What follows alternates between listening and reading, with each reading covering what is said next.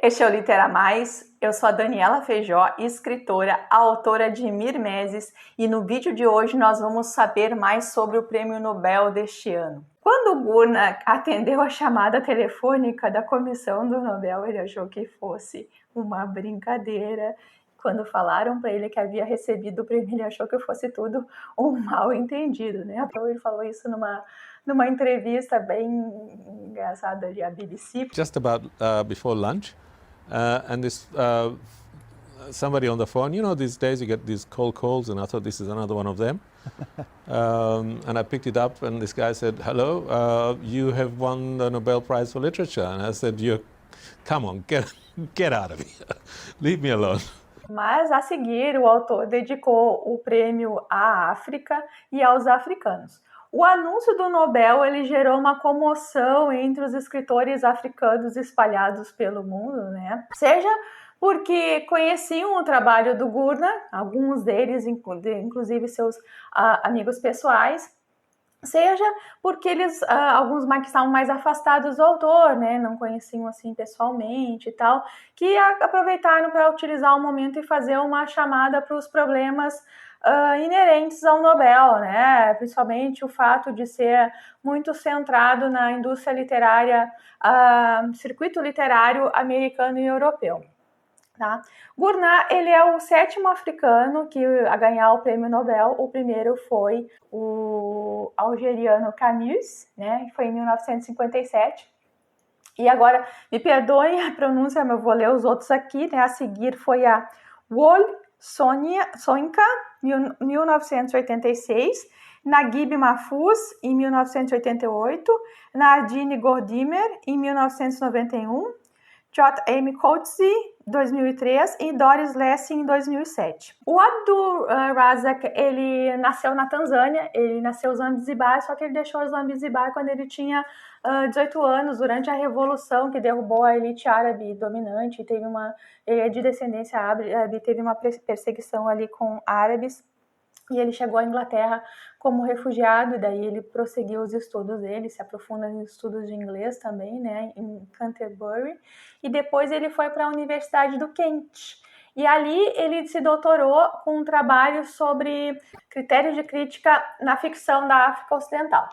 E a partir daí ele vai fazer uma curta passagem lá lecionando na Nigéria, acho que ele lecionou uns 3 anos na Nigéria, e depois ele volta para lecionar na universidade em que ele se doutorou, né, a Universidade do Kent, e ele continua nessa universidade até os nossos dias. Ele já se aposentou faz uns anos, acho que uns 3 anos, e ele continuou como professor emérito na universidade, né, na Inglaterra lá, lecionando literatura africana pós-colonial. Então ele entrou também nesse campo de pesquisa ali que foi se consolidando a partir da década de 70, que são as novas literaturas em inglês, né, que foi ganhando espaço ali, as novas literaturas, aí englobava as literaturas africanas, né, porque antes não se estudava isso, que não fosse, né, não tivesse novidade aí, mas enfim, não era uma área que recebia uma atenção, né. E ele teve influência assim da poesia persa, dos textos árabes, Shakespeare e autores como a Soyinka e o Salman Rushdie. E ele dedicou uma parte de seus estudos, inclusive, para estudar a crítica desses autores aí. Ele mora em Canterbury e ele é um cidadão britânico. Embora o Gurna ainda afirme que a sua mente continue viva na Tanzânia, né, a língua materna dele é o Swahili e a escrita é o inglês. Então a crítica aqui é que no final das contas é a língua do colonizador, né? O ponto a favor é que ao usar o inglês fala para um número muito maior de pessoas, né? Isso perpassa as questões da globalização também, né? Porque será que se pasteuriza uma língua para caber no mundo? Ou a gente vai só para as questões, exclusivamente para as questões locais, né? O que o autor propõe é um certo mix, né? Porque ele leva para a sua escrita, apesar de escrever em inglês, ele leva para a sua escrita uma sucessão de termos africanos, né? Inclusive, ele se posiciona desfavorável ao glossário, que ele diz que faz do alien ser mais alien, como se a África e suas línguas pudessem ser vistas apenas pelo aspecto do exotismo. Então, ele gosta de puxar para esse lado também do africano, sem usar glossário, por conta disso aí, nessas questões linguísticas. E desde 2006 ele é membro da Royal Society of Literature, que é a principal organização literária da Grã-Bretanha. Então ela foi fundada pelo rei George IV. Desculpa. E ela tem 600 membros, e para você ter uma ideia da coisa, já participaram o Tolkien, Rudyard Kipling, Coleridge, Bernard Shaw, Kazuo Ishiguro, nada mal, né? E atualmente o Tom Stoppard e a Rowling, né? Então, essa Sociedade Real de Literatura tem um programa de filiação, né? O membership deles lá, aberto ao público geral. Então, a gente pode, nós pobres mortais aí, podemos, né? Bom, brincadeiras à parte, é bacana a gente ver aspectos dessa biografia do Gurna, né? Porque vai mostrando pra gente que existe uma trajetória também por trás, né? Uma jornada até ser contemplado com um prêmio desses, né? Contemplado sim, tá? Porque embora há quem torça o nariz para premiações, né, e seus critérios de escolha, e algumas críticas são muito pertinentes, né? É inegável que receber um prêmio, um destaque, né, é um reconhecimento por um trabalho, né? Para muitos escritores, ganhar um prêmio literário, ele acaba, até ao ganhar um prêmio literário, tipo Prêmio Literário Coximbinha do Norte, já é alguma coisa, né? Nem que seja para contentar a sua avó, né? Porque amigo ou parente despeitado talvez até zoe mais, tá? Mas, enfim, o Nobel de Literatura tem muito essa característica de ser um conjunto de trabalhos, né? Que é difícil para um autor jovem ganhar. Mesmo porque talentos precoces como Rimbaud não nascem todo dia, né, minha gente? Não nascem todo dia e nem em todas as épocas. Bom, seguimos. Vamos falar um pouco agora dos livros e dos temas tratados nas obras, né? O Gurna, ele tem uma vida de trabalhos literários, né? Ele, como ensaísta, como crítico, como contista, como romancista, e já foi indicado para prêmios, assim, como prêmios do Los Angeles Times, indicado para prêmios dos escritores da Commonwealth, e ganhou um prêmio na França também em 2007 pelo romance O By the Sea. Aqui no Brasil, antes do prêmio, não tinha nem artigo na Wikipédia. Agora já tem, né? Então a gente já pode dar uma espiadinha ali, um pouquinho, conhecer um pouquinho mais esse autor. E também foi dada a largada para a corrida dos editores publicá-lo em português, né? Eu vou colocar aqui a capa de alguns livros em inglês, porque eu não sei como virão as traduções, né? Aqui eu vou pegar alguns, vou ler de alguns aqui: A Memory of Departure, Pilgrim's Way, Paradise, By the Sea, Desertion, bom, enfim. E por último foi Afterlives, em 2020, foi o último romance que ele publicou, né?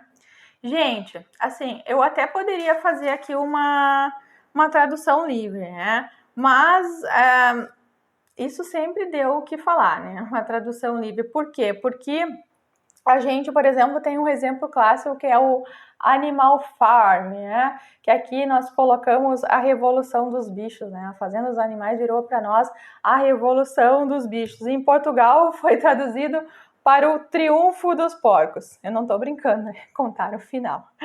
Mas, enfim, né? Tudo isso para dizer que é bastante complicado, né? Essa questão da tradução. E no caso dos títulos ali, não é culpa dos tradutores, provavelmente nem culpa, né? Não é isso, mas é uma questão com os editores em geral, né? A gente aqui do Literamai, a gente valoriza muito o trabalho do tradutor, né? Que vai fazer a ponte entre as culturas. É um trabalho, assim, geralmente que fica oculto, mas é super, super importante mesmo, né? O Gurna, ele começou a escrever diários após sair de Zanzibar, e seu primeiro romance, o Memory of Departure, de 1987, foi escrito enquanto ele fazia o doutorado. Então, o romance trata da história de um adolescente africano, vivendo no vilarejo portuário, de família pobre, bastante problemática, e o garoto sonha em ir para a Inglaterra, né? Acho que eu já consegui apurar ali do primeiro romance, eu ainda não li. Então a gente que sabe também que já no primeiro romance, muitos dos temas que serão tratados nos próximos, né? Então a gente aqui fez uma pesquisa e descobriu que ele vai falar de colonialismo, do deslocamento, exílio, questões sociais e humanitárias, memória, pobreza e opressão, e a construção de uma nova identidade para os deslocados e exilados. Sobre a linguagem, bom, convenhamos, minha gente, assim, eu li várias resenhas, tá? Mas dizer em resenhas que a linguagem é de grande beleza e a história contada é uma história de grande poder e magnitude, bom, que isso quer dizer?